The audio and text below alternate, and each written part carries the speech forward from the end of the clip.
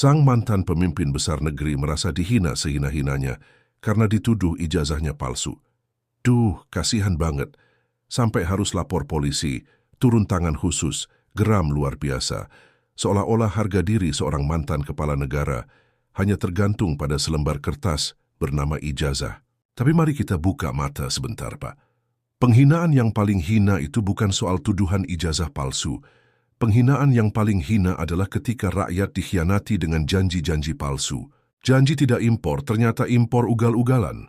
Janji tidak nambah utang, ternyata utang membubung ke langit. Janji memberantas korupsi, malah KPK dipreteli sampai ompong. Apa Bapak tidak merasa bahwa penghinaan sejati adalah ketika rakyat dibohongi, dibodohi, dikibuli dengan wajah polos sambil senyum lebar?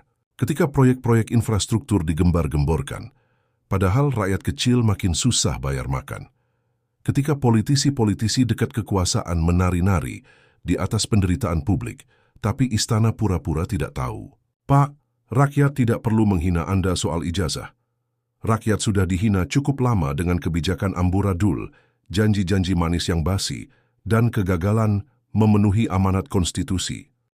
Jadi kalau sekarang ada yang mempertanyakan asal-usul dokumen pendidikan, itu cuma tambahan kecil saja, bukan pokok masalah. Dan lucunya ketika rakyat mempertanyakan itu, Bapak justru sibuk merasa jadi korban.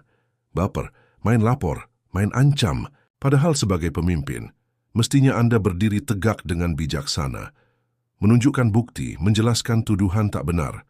Tapi tidak, yang dipilih malah bawa-bawa polisi. Jujur saja, Pak, rakyat tidak peduli selembar ijazah kalau hidup mereka sejahtera, kalau janji Anda ditepati, kalau negara dikelola dengan benar, tapi sayangnya mereka miskin janji, miskin harapan, miskin kepercayaan. Dan itu, Pak, itulah penghinaan paling nyata bagi rakyat.